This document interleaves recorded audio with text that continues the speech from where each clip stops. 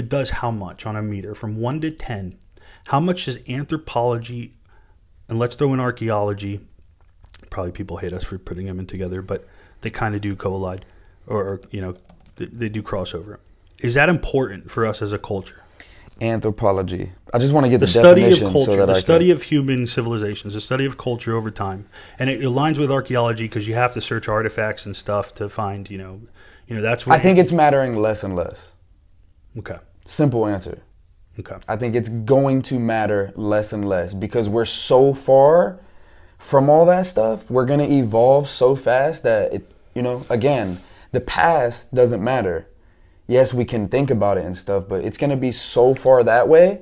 It's kind of like when you're watching a 90, 95-year-old person. It's like, you can listen to them for stories and stuff like that, entertain, but like, what is, they're about to be done. It's like they're over with. That's what I think. I agree with you. Yeah.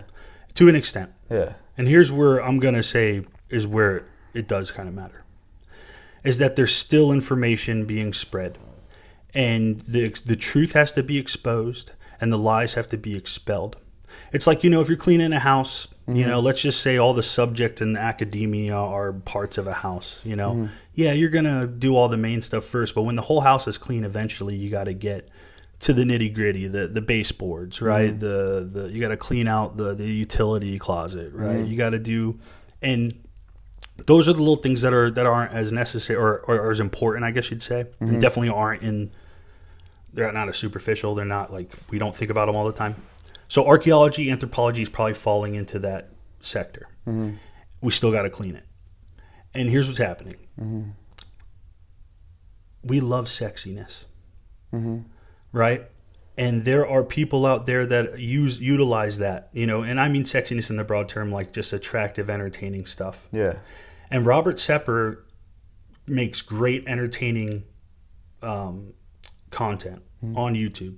I was watching a couple of his videos. Right. And it's good. It's entertaining, and it kind of like tickles you in a way that may be a dog whisper, right? It may be a racial, what they call dog whisper. I don't like using leftist terms, right?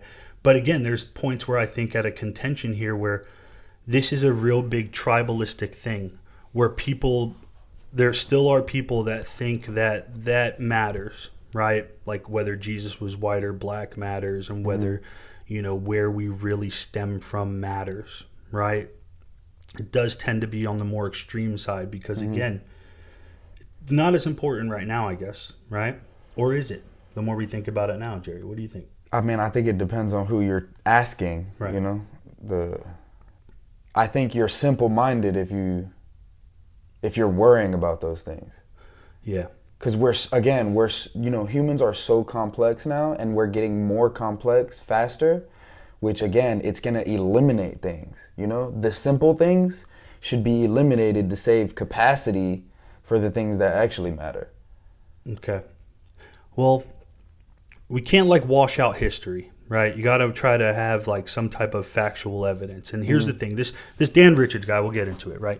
He was on Rogan recently. He's got 100,000 people on YouTube or plus more, probably a lot more since he's been on Rogan, thankfully, because I feel like he is spreading truthfulness. His content is not as attractive, right? It's more like what's crazy is he comes off more as an academic than Robert Sepher, who is an anthropologist, from a college, I think, in California or such, right? And now this guy, Dan Richards, is just an electrician who's been in construction for most of his life. I think he said he took a couple years of psychology, but he says he doesn't have a degree. But he's more academic, and he comes off more truthful, and he claims an atheist skeptic. But I think he's trying to reveal the truth. Well, I feel like it's organic as well. I think he's just, when he's speaking, it doesn't feel like he's trying to sell me something. Right. It literally sounds like he's just like we're doing. We're gathering thoughts and we're putting our opinion out there. We're not, we're not trying to lead somebody to a specific way. We're just giving our point of view. And when you do that, it's intriguing. Well, to me, it's intriguing because it means he's so calm, he's collected. Like even on Joe Rogan, you know, when some people get on Joe Rogan, you could tell when they have an agenda in mind because they're hyped, they're amped up, you know, they're ready, you know, they want to talk. He's so calm, he's so I know he's a little bit older guy and he seems like he's a, you know, down to earth guy, but I think he's like 50 something. yeah, but really? Yeah. I thought he'd be a little bit older, honestly. There's that beard. You know, once you grow, I bet I look older than I am with the thing. I But know, I'm getting old. shit. That's for sure. I am getting old. No, but yeah, he's real calm. He's collected, and everything that, you know, he talks mostly about pyramids, but he has like a general grasp on everything, you know? He says in his thing, he doesn't want any of the woo-woo stuff. You know, he doesn't believe any of the ancient alien stuff. He doesn't believe in the things that are far-fetched, right? Occam's razor type stuff, like what's logical, what really could happen. And I'd like to tie in that I have a logical explanation for how they were able to make megalithic structures have perfectly lined up contact points. So that's always a question. Like I can't tell you how they moved all this stuff. I can't tell you how they think, but I have an easy explanation, which I'm going to make a video with just a block of cheese. Yeah. You need a block of cheese and a piece of floss. All right? Yeah. And as you cut out each little block out of your block of cheese and you put it down on the next part, when you cut out the next part, it's like a puzzle piece.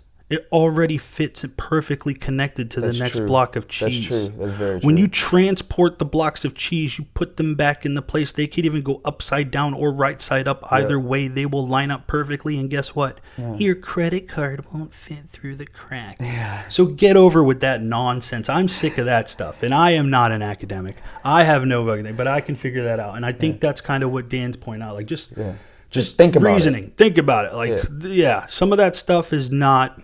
Don't overthink it, Yeah. basically. Right? And we all love to get Joe Rogan with it, and we like to believe that stuff. And I think that's the Robert Sepher thing, too. I think he's attacking it. He's getting on people. Like, some people want, like it doesn't matter if Jesus was white. It doesn't matter, right? Really? Like you were saying. His message is what matters. Yeah. And to hype people up and try to pull it to a certain slant. And I'm not calling him racist. I just think it leans in a direction that may be misleading. And I think Dan Richards deserves to have an equal or larger following than Robert Sepher. And that's what I hope at least this video kind of comes across. It's a recent topic. It's hot. But I'm just a listener. I'm just a regular guy like most of you guys, if you even are listening, who wants the truth, who wants to again, expose. Indulge, but make sure we're indulging in truth more than ever. Well, so what do you think about Robert? You think he's trying? You think he has an agenda? Because some people could, you know, they start out with great intentions, right? And then they just see clout, I guess you would say, and they're just trying to continue the train because they see that it gives them a certain type I'm of glad you brought attention. this up here. This brings us into the redemption point. And this is why I'm upset with him, because I liked Robert Sepher. I'm a follower. I still have yet to unfollow him, but I might unfollow him in his broadcast as I bring up and rethink about this thing. I was on Twitter, or X as they call it. I actually really like X. You can interact with people you never would expect, okay? You know, it's kind of shallow, but, you know, if John Lovitz likes something that you mentioned about him, I don't know, I'm tickled a little bit, right? But you can go further than that. So I can show the receipts. I have all the texts, and I sent them to you, and we can post them in the screenshot if you want. But where do I start? So Dan Richard, okay. I posted on Twitter under Dan, because Dan was like calling out Robert. And I said on X to Dan, I tweeted, or X, I posted, as Elon wants us to say. I posted on X to Dan, would you debate him in spaces? Would you debate him? He has X spaces every now and then, or something along those lines. Yep. And Robert Sepher himself liked that. Okay? I thought was cool. It means he was open to debating this guy. You said, would you debate him? He does X spaces every now and then. Thank you for and we'll screenshot that if you think it's necessary. So, lost my train of thought. And he said yes. He responded, and he said yes to you. Well, yeah, that's the next point, right? Yep. So before we get to that, he was claiming, Don Richards was claiming that Robert Sepher was blocking him. Robert Sepher was claiming he was going to sue him. And I'm like, wait a minute. Why would Robert Sepher like the message that I said about debating Dan Richards openly. But then he would turn around and say, block this guy who should be open to debate and blame to sue him.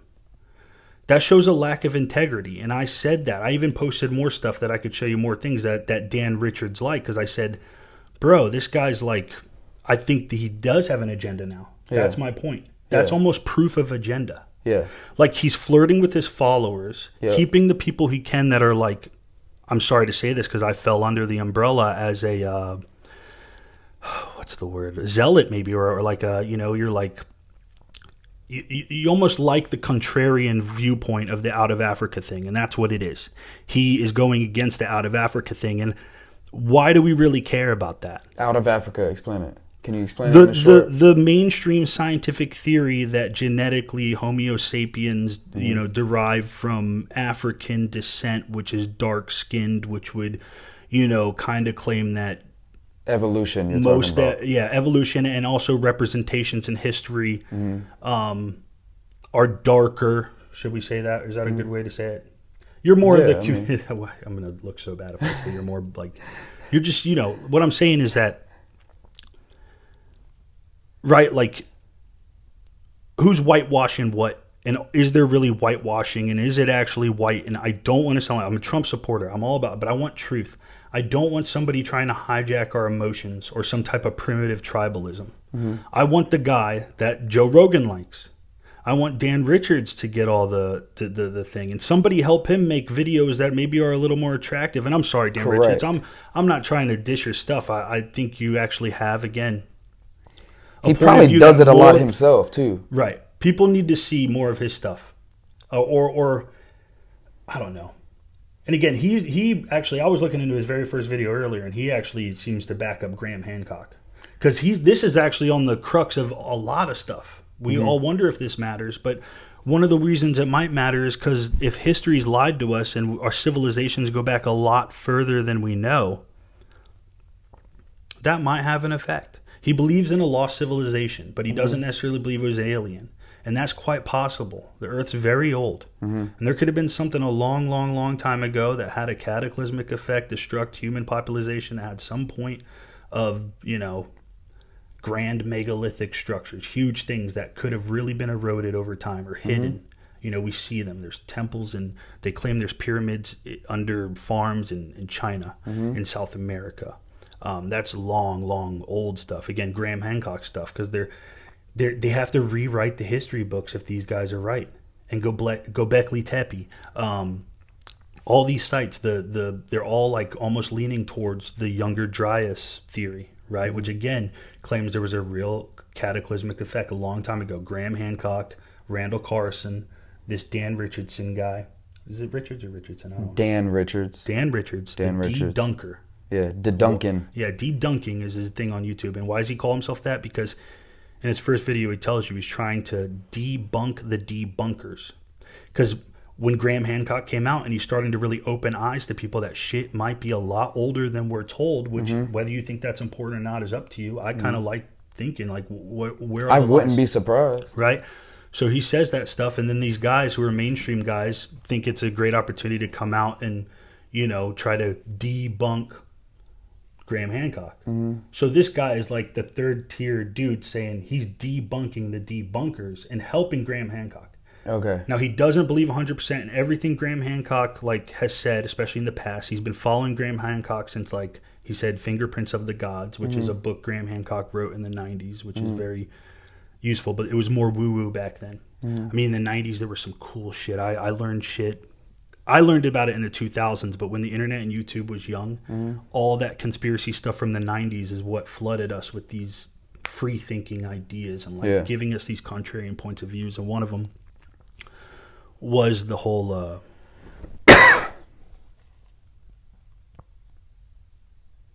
lost my train of thought. Gonna cut that out though. Yeah. So Debunking, he makes videos about alternate history from the perspective of skeptic.